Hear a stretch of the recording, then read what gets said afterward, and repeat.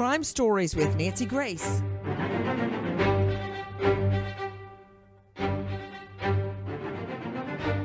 A young mom-to-be is dead.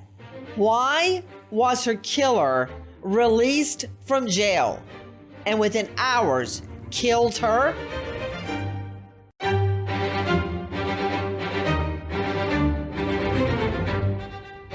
Crime Stories with Nancy Grace.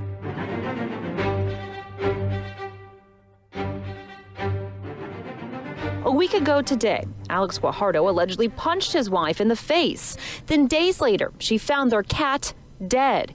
He was charged. The DA's office asked for a high bond, but instead, the judge let him out on what's called a PR bond. Basically, you don't have to post any money to get out of jail. Just your word that you'll appear later. With that, he was out. PR, personal recognizance. In other words, kind of like the honor system. Again, I'm Nancy Grace. This is Crime Stories, and thank you for being with us here at FoxNation Sirius XM 111 with me, an all-star panel to break it down and put it back together again. Joseph Scott Morgan, professor of forensics, Jacksonville State University, author of Blood Beneath My Feet on Amazon, and the star of Poisonous Liaisons on True Crime Network. Josh Bruger, Pasadena, Texas, Chief of Police, a special guest. Karen Stark, renowned psychologist, joining us out of Manhattan at KarenStark.com. Brian Mazzola, the lawyer for this gorgeous young mom-to-be mom fighting for justice. You can find him at MazzolaLawFirm.com. And special guest, in addition to the Chief of Police, Melanie Infinger, the mother of Caitlyn. She is now a victims' rights advocate, and you can find her at CaitlynsLaw.org. First of all, to Brandy Chiancini, owner of the Katy Times. Brandy, I don't understand how someone is put in jail for a violent offense. They get bonded out by some... Who is this judge anyway? That judge needs to be off the bench, he or she. And then the guy comes and murders this mom-to-be. First of all, what judge did that? Push for bail reform across the country and in Harris County. A couple of years ago, there was a ruling that said that the Harris County bail process was unfair to those people who were poor, because if they couldn't make the bail, then they were stuck in jail. If they were indigent, had no money. So there was a lot of bail reform, and this was part of that bail reform. I guess I'll Q&A with myself. It's Judge Callan. Yes. But I think what you're trying to tell me, Brandy Chiancini, and with a lot of words, is that the judge was bound by the new bail reform. Is that what you're getting out? Is that what you're saying? Let me understand this. You can commit a violent crime and walk free. What is exactly the bail reform? You can beat somebody to smithereens and you don't have to post a bail? Well, the intent for the bail reform was that if it was a nonviolent crime or if it was a minor offense, they could get out on a personal recognizance bond, which means you put up no money. Yeah, I just explained that. If you would just focus on the question, I would appreciate it, because I really want to get to the chief of police and to this victim's mother. You know what? Let me go to the chief right now. Josh Bruger is with us, the chief of police in Pasadena, Texas. Chief? Good morning. I mean, this girl is dead. The unborn baby dead because of bail reform, or was it? Explain to me the bail reform there in Pasadena. Did this judge have to let the guy out? They've been given an Excuse me, Chief. I very rarely get to interrupt a chief of police, but hold on. Brandy Chiancini, I asked you what judge did this, and you launch into something about bail reform. Now I'm finding out the judge didn't have to do this. So I got to figure out what the heck is happening and why Judge Callan is still on. Why is it that you're telling me, Chief Bruger, that the judge did not have to let him out? So as part of the bail settlement, there were certain carve-out offenses where PR bonds were mandated. Assault on a family member was not one of those. Okay, there you go. Why did the judge ROR release on your own recognizance? Why? That's a fantastic question. I think that we're all wondering that. You look at somebody like Alex Guajardo committing, said earlier, literally beat Melanie, beautiful daughter, to a pulp on multiple occasions, and every sign was there that the guy was going to continue to commit crimes, and everybody just ignored all the signs. It's absolutely inexcusable. People that commit these kind of crimes to say we're going to come back to court on time based on our own word. Well, these people's word mean nothing. They have no honor. It's supposed to be for violent offenders. Clearly what the guy was doing was violent. We were sold this whole story of bail reform being for people that were sitting in jail that couldn't pay a warrant. Obviously, it's turned out to be anything but that. I want to go back to the chief of police, Josh Bruger. The chief of police is taking time to join us to try to explain what the hate happened and why Caitlyn is dead. And it's not the police's fault. Look, I know bad things have happened. There are some bad apples within the police force, and they make everybody else look terrible. I hate it when a prosecutor is unethical, because it makes all prosecutors look nefarious and evil. But the police in this case did everything they could. This guy, the cops, put him in jail. They try to keep him in jail. But oh no, Judge Caitlyn, James Caitlyn, had another plan. I mean, how demoralizing, Chief, is it for your men and women who go out there, and when you go out on a domestic call, you're risking your life. Because that's when you get between a man and a woman, or boyfriend, girlfriend, and they're having some volatile dispute, one of them, usually the man, will shoot the cop. Absolutely. But your cops go out there, they get him, they break it up, they save her life, they put him in jail, and then he gets out. It's bad, and that's the frustrating part for the officers, is they tried to do the right thing. The DA's office tried to do the right thing with a high bond, and the system in this case failed Caitlyn. And that's the hard part, is how do you continue to motivate police officers to go out there and do the right thing when on the back end the right thing isn't going to happen? But when it begins to affect public safety, it becomes my business. Whoa. Who told you to stay in your lane? Who said that? I've had judges tell me to stay in my lane. Was Callan one of them? He was not one of them that I know of. You know what? I can't believe a judge. Everything I want to say right now, I can't say on air.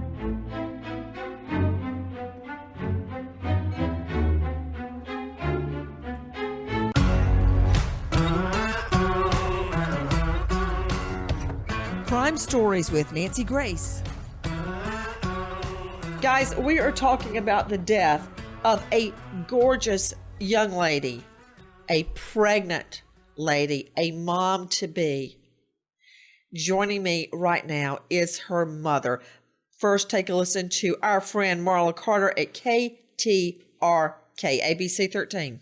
Rage and alarm has to do with Mr. Guajardo's past. On May 5th, 2019, Mr. Guajardo was arrested by the Houston Police Department for DWI and failure to stop and give information at a crash scene. Mr. Guajardo was released on a PR bond, and at the time of the murder, this past Saturday, those are still active cases. On July 31st, 2019, Pasadena Police Inn, where Mr. Guajardo and his wife lived, was killed.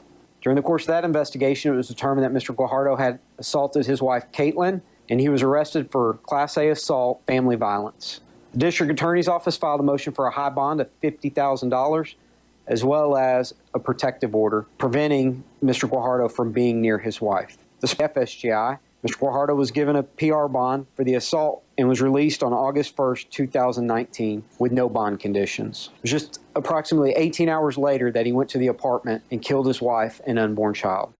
Guys, you were hearing not the reporter Marla Carter at KTRK, but you were hearing this police chief. And that is the fact scenario. 18 hours after he gets out, thanks to Judge James Caitlyn, he murders Caitlyn, and now with me, her mother, Melanie Infinger. Miss Infinger, thank you for being with us. Is she there? Miss Infinger, Yes, are you there? I'm here. Thank you for Yes, being with ma'am. us. Thank you so much. Tell me about the day that you learned your daughter had been killed. I was actually working, and I was trying to get in contact with Caitlyn. Had called her numerous times. She had just picked up her baby at the time, was 8 months old, Alexis. She was also pregnant, but she was a mom also, and she had picked up Alexis from my house earlier that morning. And I was trying to call her and text her, and I could not get in touch with her. And as a mom of a child that was in an abusive relationship, I mean, I'm sure many parents can relate. I lived on pins and needles. I was constantly worried, constantly anxious. So with her not answering her phone and not texting me back, I immediately knew something was wrong. I knew either they were that he had gotten out. I feared he was going to get out. I thought someone was going to bail him out. So I feared that he possibly got out and they got in a fight and he had taken her phone from her, because that's what he always did. And so I kept texting her, calling her. Then an unknown number was calling me when I was on the phone with my parents, just in panic. And I said, someone's calling. I need to answer this phone call. I said, because it could be her at her neighbor's house on their phone. And that's what I told my parents. Like, I just assumed she was on someone else's phone. And when I answered the call, the person on the other end actually was like, Miss Infinger, and I'm like, who is this? And they're like, has no one called you about Caitlyn? And I'm like, you just know, as a mom, you just go into complete, I was distraught. I mean, I just knew, and I started screaming, and I'm like, where is she? And she even said, this isn't how we wanted to do this. We're going to have to call you back in 5 minutes. And I said, what are you talking about? Like, they wouldn't tell me anything. And I had to literally sit on the floor and scream for 5 minutes and wait for them to call me back to tell me that she was stabbed to death and was pronounced dead at the medical center. And I didn't even know he was out. Like, I didn't even know he was out of jail. I didn't even know what PR bonds were. I immediately went to blame. I thought, maybe someone in his family had let him out. We had all agreed. We didn't think anyone was going to bail him out. So I just was angry. I just couldn't believe how this could happen. And then I come home and I hear the news, and I hear Brugger on the TV, and I'm realizing, oh my God, he didn't just get bailed. He didn't get bailed out. He got out for free. Like, what happened to our justice system? Like, what happened to putting people in jail for the crimes they commit? He was a violent offender. I mean, it's just mind-boggling, angering. It was just like, I felt like she was a domestically abused woman who actually did what we begged her to do for the year and a half she was with him. We begged her, to press charges. We begged her to stand up to her abuser. And she does this for them just to slap him on the wrist and let him out to murder her and her unborn child. And it just was such a slap in the face for all the abused women out there. And people wonder why these abused women don't go to, have their abusers arrested. I mean, because look what happens. And they let him out to murder her. It's mind boggling, and it's so angering. And I will live the rest of my life, and just trying to make a change and have a new mission to make sure that this does not keep happening. It's very sad. Miss Infinger, I'm a victim of violent crime, and it changed my life forever. Because of my fiance being murdered just before our wedding many years ago, the impact lasts for your whole life. I could never consider trying again.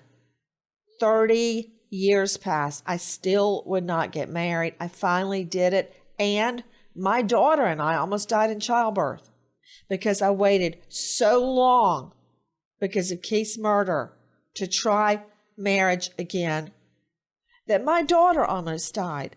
My little girl is about 7 years younger than yours. And when I hear you speak, all I can think about is my girl Lucy and my son John David and the pain you are suffering and the outrage because it so easily could have been avoided. You said they let him out to go murder her. Guys, take a listen to Texas Police Chief Brugger describing what happened, our cut 6. On Saturday, between 4 and 4:30 p.m., Pasadena police officers responded to an apartment at 1911 Southmore in response to a 911 call. The 911 caller told the dispatcher that he had killed his wife and needed help. Responding officers arrived, contacted the male subject that had called 911, who was identified as Alex Guajardo, and observed him to have blood on his pants. The defendant confessed to the initial officers that he had killed his wife and that she was in the apartment. Officers entered the apartment, found the victim stabbed approximately 20 times across her body, several of those wounds to her abdomen. The victim was transported to the hospital, where several hours later she was pronounced deceased. The victim was also found to be approximately 4 months pregnant. The defendant confessed to stabbing and killing his wife, Caitlyn Guajardo, over marital issues, and as it has been reported by the media, he stated he did not want another man raising his baby, and that was the reason he stabbed her so many times in the stomach. To Chief of Police Josh Brugger joining us out of Pasadena, Texas. Chief, with all of the stabs, many of them at her stomach, that tells me he was absolutely targeting not just her, but the unborn baby. Absolutely. Yes. Terrible. Chief, I know that he admitted, he confessed he was covered in blood at the scene. But what was his demeanor? Was he in his right mind? Could he speak coherently? He gave a motive for the murder, did he not? He did, and he was coherent, and he was able to explain to the officers what had happened, give them some details. By all accounts, he was, had his normal mental faculties about him.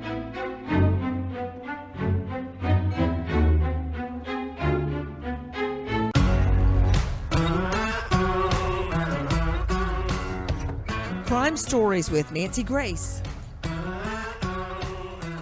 Guys, a beautiful young girl, just 20, is now dead, stabbed to death, pregnant, because Judge Callan let her abuser out on an ROR, released on your own recognizance.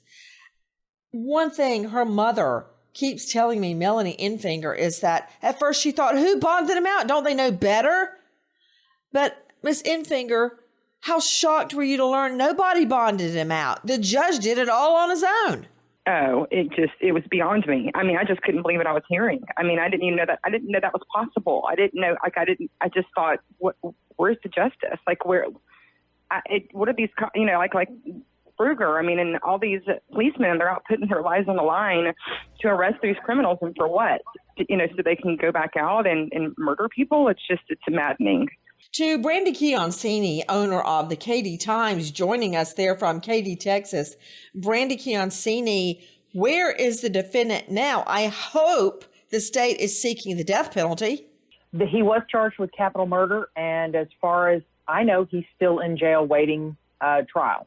And, another important issue to Joseph Scott Morgan, professor of forensics, Jacksonville State University, now the star of Poisonous Liaisons on the True Crime Network. Joe Scott, yes, as you heard the chief say, he spoke coherently. He admitted what he did. He even gave the motive for murder. But come trial time, since he's been caught red-handed, he could easily back up with an insanity claim. But the fact that, or accident, or voluntary manslaughter, but 20 stab wounds, you have time in 20 stab wounds to form intent, which can be formed in the blink of an eye.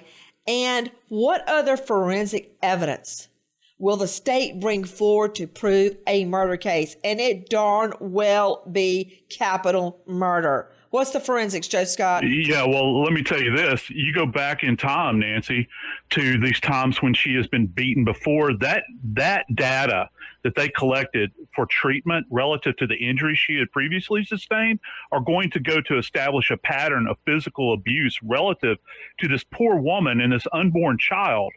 And so you're going to marry that up with the blood, obviously, that we talked about that was on his body. You know, you can say all day long that, you know, he was crazy or that he was acting, you know, abnormally.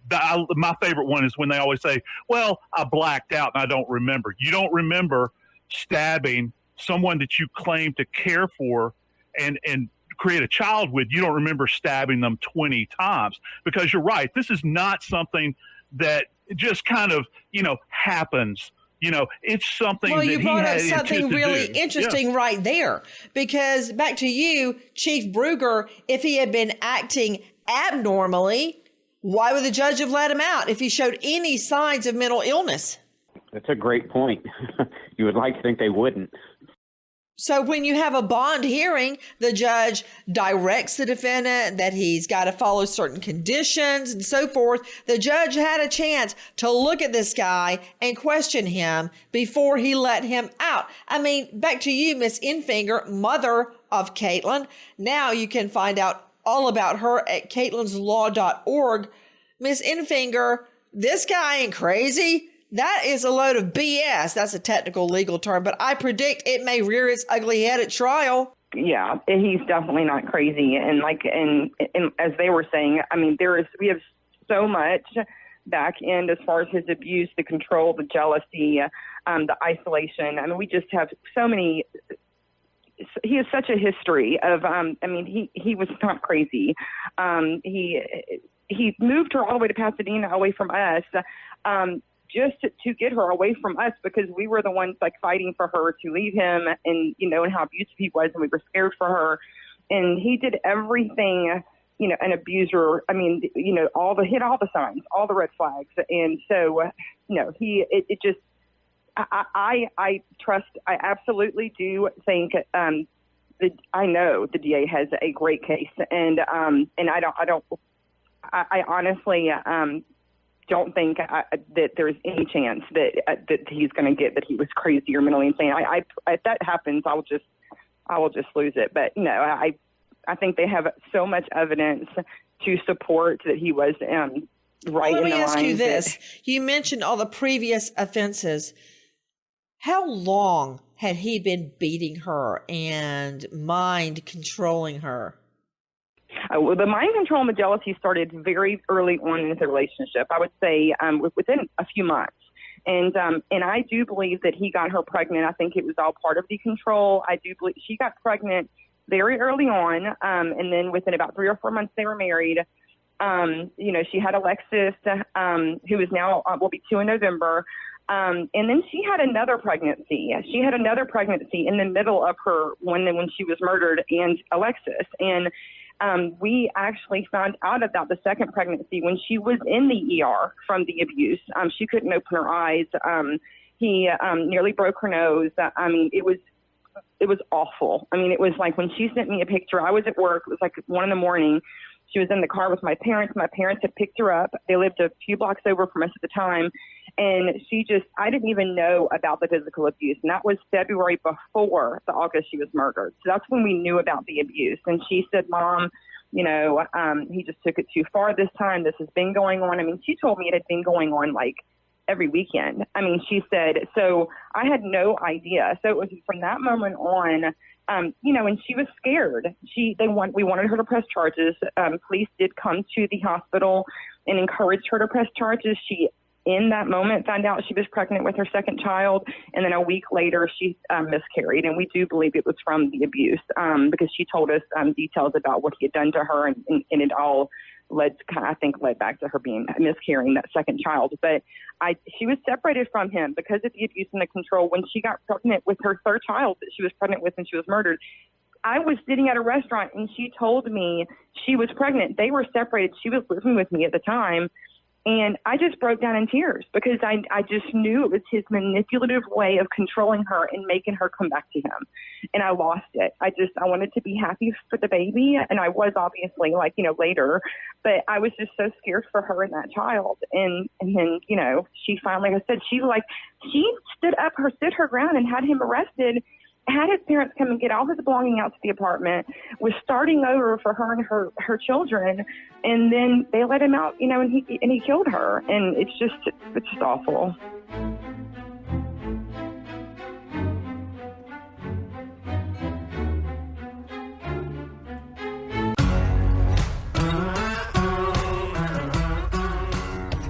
Crime Stories with Nancy Grace.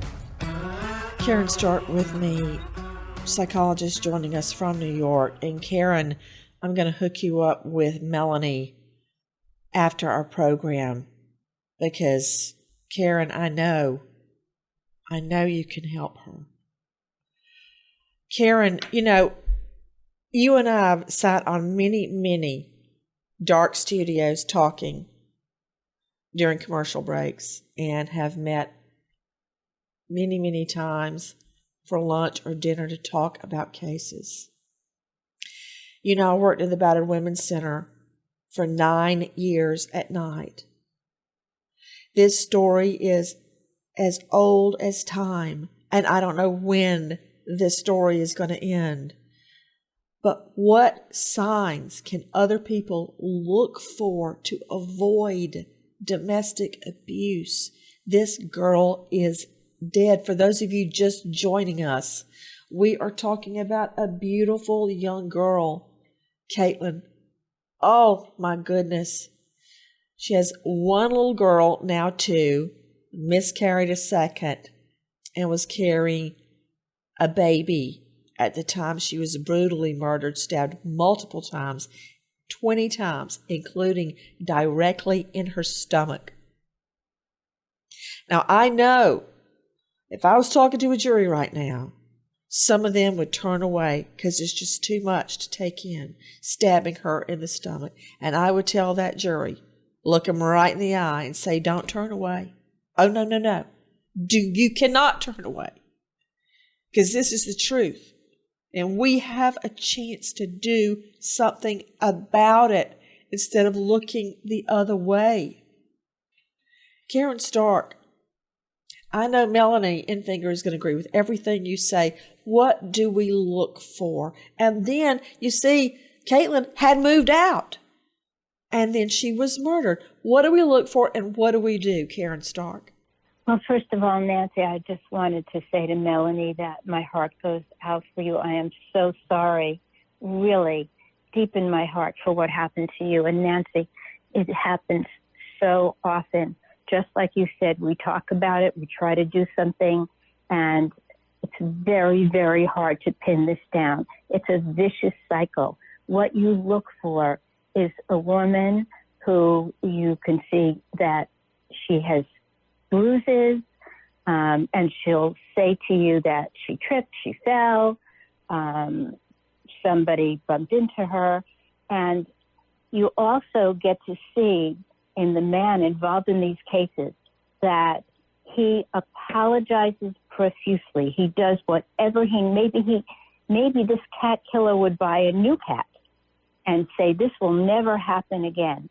And the woman is so tied into the situation that she cannot get herself, she can't extricate herself from this person. He comes back with more and more promises that it will never, ever happen again. And she loves him and is so used to being a part of this that she says, okay, this time I have hope he will be different, and it's never different.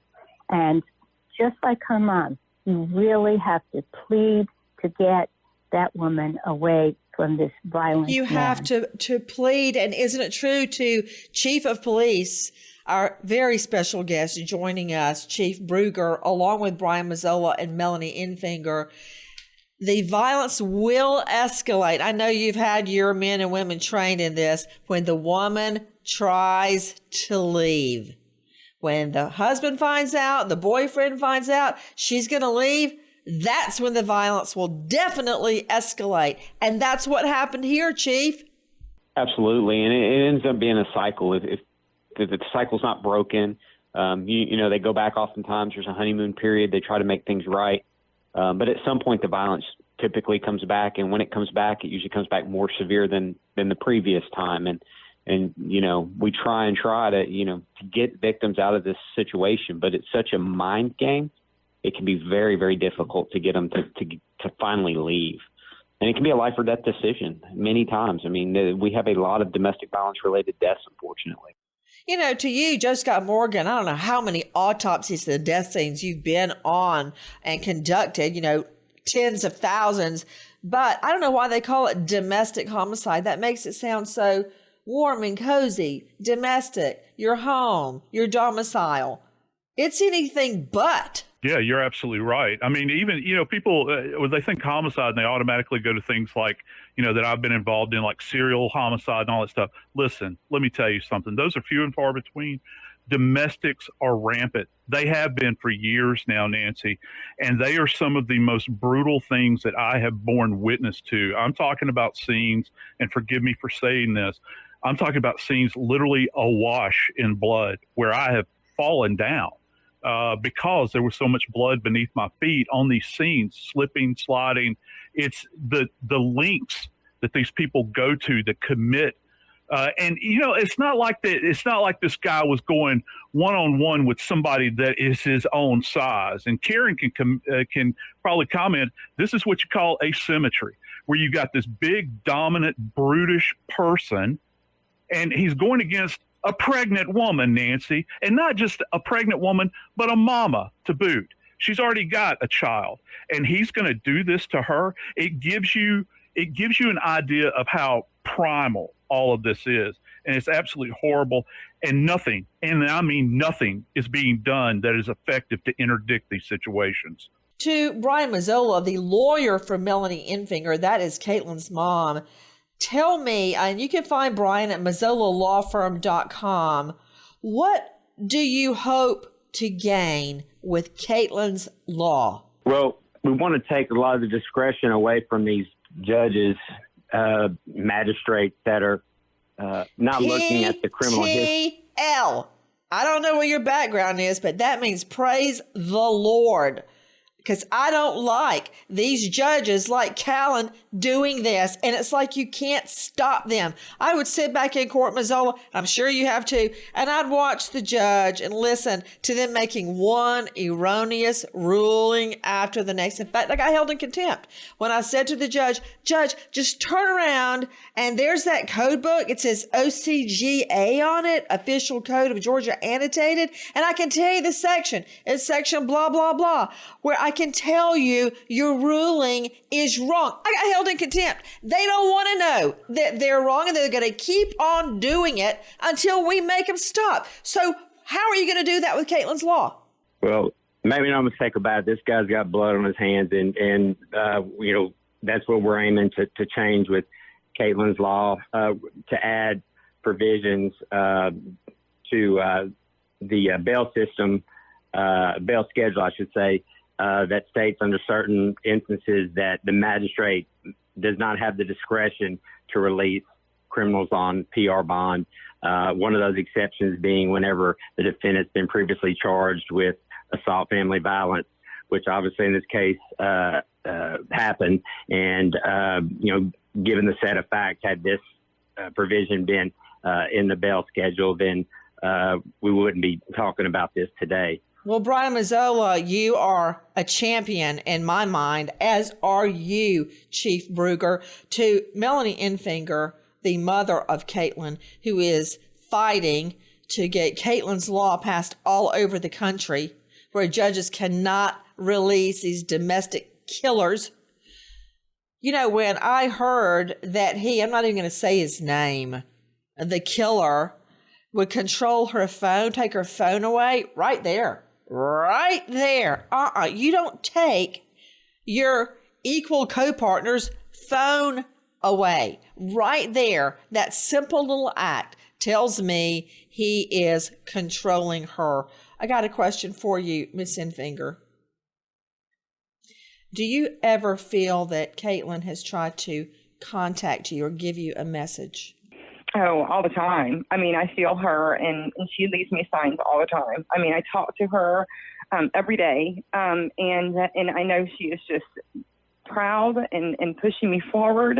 And I see her in her baby's eyes every day, and I'm raising her daughter, Alexis, and she absolutely talks to me all the time, and just is smiling, and I'm just cheering, us on, and I know she's proud, and she tells me that often. Miss Infinger, you're stronger than I am. The thought of not having Lucy or John David, I just would not want to live anymore. I just would not want to live. And you are carrying on to raise her daughter. You are one strong lady, and I pray for you and your granddaughter and Caitlyn, and that somehow you can make a difference in this world. I know you already have in my life. Thank you. Caitlyn's, yes, ma'am. Thank you. www.caitlinslaw.org. Please help us, help Melanie make a difference in this world. Nancy Grace, Crime Story, signing off. Goodbye, friend.